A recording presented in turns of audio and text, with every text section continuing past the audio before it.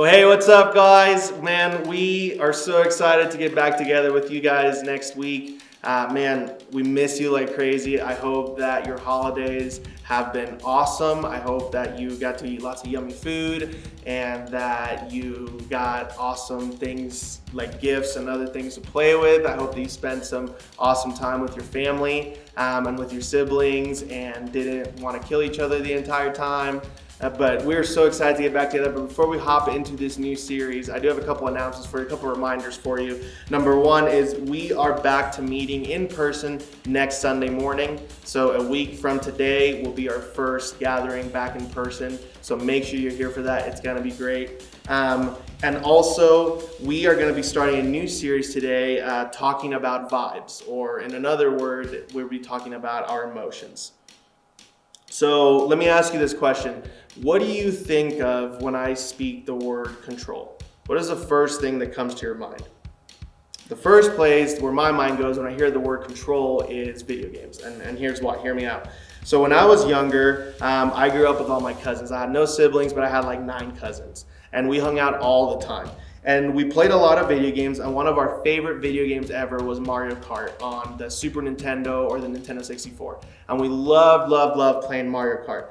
So like I said, I had 9 cousins, which was awesome, but that comes with a couple challenges. And one of those challenges is sharing a video game. And especially with the younger cousins, if you guys have younger siblings, you know what I'm talking about. Like they want to play so bad, but they're bad at the video game. They suck at it. And then you have to sit there and watch them take time when you could be playing the game. So we started doing this thing that I'm sure you've probably done or maybe have had done to you. And that was we would give them a broken or not plugged in controller and make them believe that they were actually playing the game. And they thought they were in control, but in reality, they were not.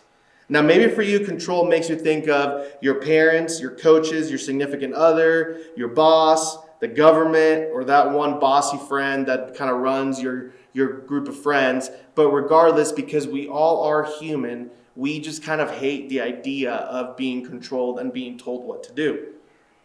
Now, as much as we resist the idea of control, there is one thing that I believe that we are controlled by many times in life, and that is our emotions. That's what we're going to be talking about today.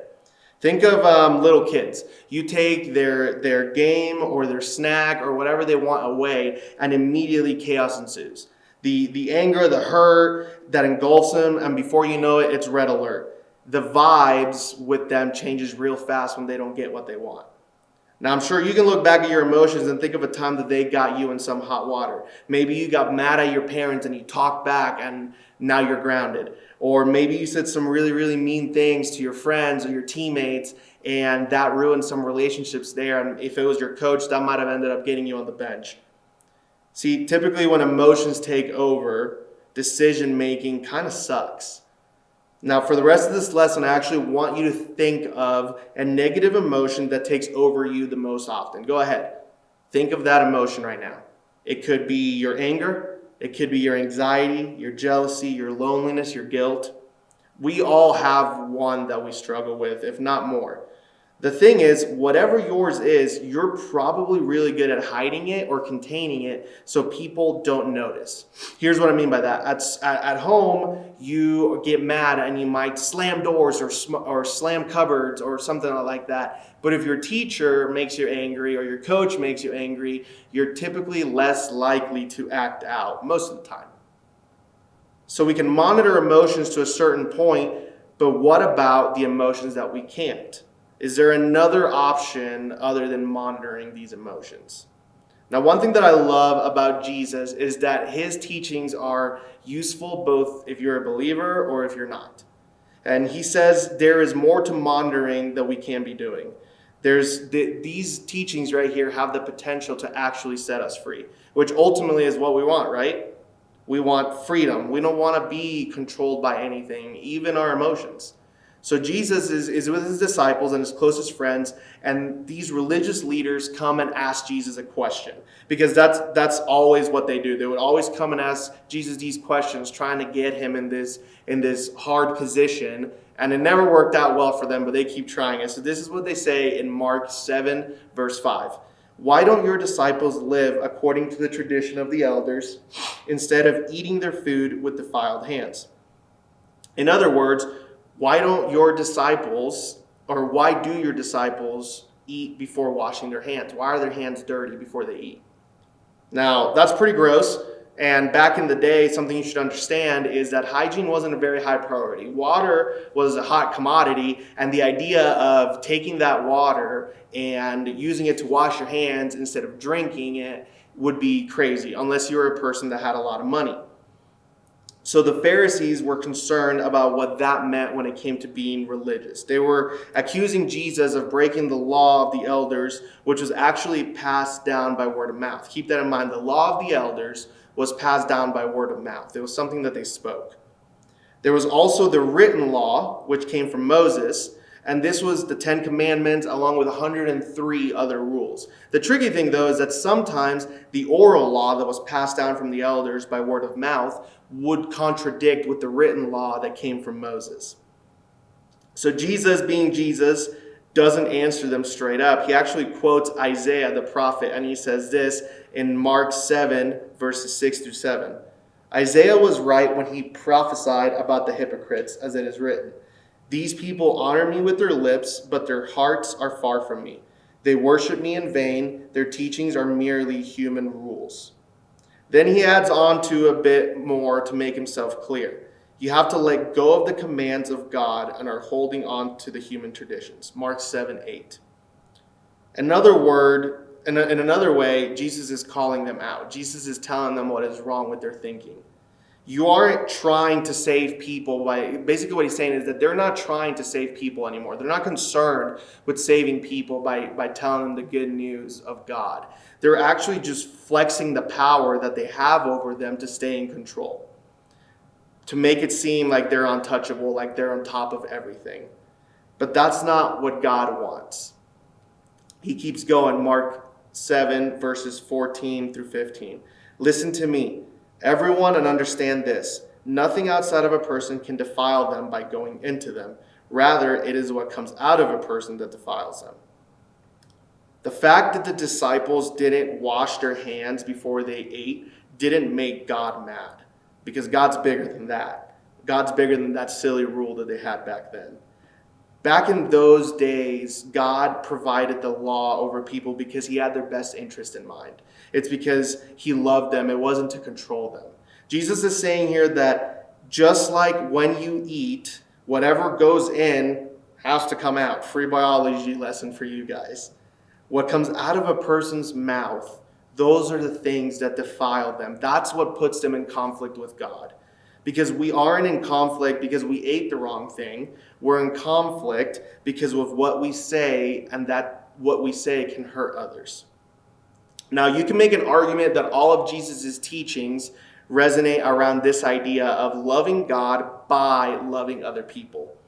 Because when Jesus talks about hurting others with what's inside of us, he's talking about these emotions or vibes that we're trying to monitor. Mark 7, verse 21 and 22 say this, "For it is from within, out of a person's heart, that evil thoughts come. Sexual immorality, theft, murder, adultery, greed, malice, deceit, lewdness, envy, slander, arrogance, and folly." Isn't that true, though? Isn't that true that all of these things start with a thought? That last word, folly, I kind of want you to dial in on that. It basically means bad judgment. And all those times that we can look back on and we realize that we've messed up. Times in our life where we can look back on and realize that we said the wrong thing, that we treated somebody the wrong way. All those times all led to poor decision making. And it all led to these negative emotions, because that's how this all connects back. Poor decision making typically comes from these negative emotions, from anger, from jealousy, from fear. It comes from the inside.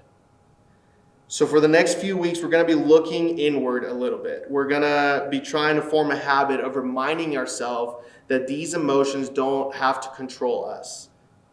We have to stop giving our emotions this type of power.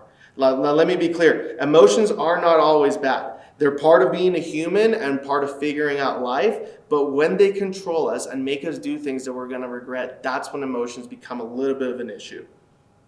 I want you to remember this today. Because of Jesus, emotions don't have to control you or I any longer. Now, Jesus is a way better boss than emotions if you really think about it. He can give us strength to fight things that are trying to control us. And it's not easy. We live in a culture that teaches you to bottle your emotions. It teaches you that showing emotions is weakness. It teaches you to not speak up about your emotions. Showing emotions is not a sign of weakness. The truth is, it's good for us to learn how to name the emotions that we're feeling and learning how to control them. Now, I want you to try these two things when you're done with this video. I want you to think of what are the two types of emotions that you have the hardest time controlling. Is it anger? Is it jealousy? Is it rage? Is it sadness? What are they? What are the two emotions that you have the hardest time of controlling? And then once you have realized what those two are, at the end of the day, I want you to look back at your day. I want you to look back at the conversations you had, at the interactions you had with friends and family or whoever else. I want you to feel around in your day and figure out, when did those two emotions show up? How did they come up in your day? Was there a specific person that brought them out? Was there an instance? Did something happen that brought these emotions out in you? And as weird as this may seem, we have to start there, because those feelings can overflow out of our life into other people's lives and then affect our relationship with them. We're not meant to ignore these feelings and emotions. We're not meant to bottle them up. Because when we bottle them up, they usually actually come back stronger. And then we end up numb to the positive emotions too, which is kind of a big deal, because when we become numb to the negative ones, it's easy to also become numb to the positive ones, which we don't want to be numb to. Now, feeling, it's totally okay to feel, even the uncomfortable feelings. We just have to learn what to do next. Emotions were never meant to be the boss. Jesus was always meant to be the boss. And he's a way better boss, honestly, if you think about it. Matthew 11:28, come to me, all you who are weary and burdened, and I will give you rest. John 14:27, peace I leave with you. My peace I give you. I do not give to you what the world gives. Do not let your hearts be troubled, and do not be afraid. In other words, when Jesus guides our lives, and when Jesus is in the driver's seat of our lives, we will find more peace in that than anything on earth. And that sounds pretty nice to me. So how would your life change if we worked better at these emotions and we stopped letting emotions guide our life? I'm gonna leave you with this question today. How would your life change? In your home, in your job, in your relationships? Now, I'm guessing a lot. Now, I'm also guessing that it is not easy to control these emotions and to figure out why they happen. And this is why I always encourage you guys, you have to talk to somebody. Talk to me, talk to your small group leader, to your parents, to a coach, to a teacher, to a trusted adult that you can share and be raw and real with these emotions. To not hide them or bottle them, but shoot people straight on how you feel. I think you'll be glad you did. So man, if you have a hard time expressing these feelings or you don't understand why they feel them, I can't encourage you enough to look for somebody to talk to. Don't keep them to yourself. Because ultimately, like I said, we weren't meant to be led by our emotions. We were meant to be led by Jesus. And he wants to give us that peace, and he wants to give us that rest. We love you guys. We cannot wait to hang out with you again next week. We'll see you in a couple.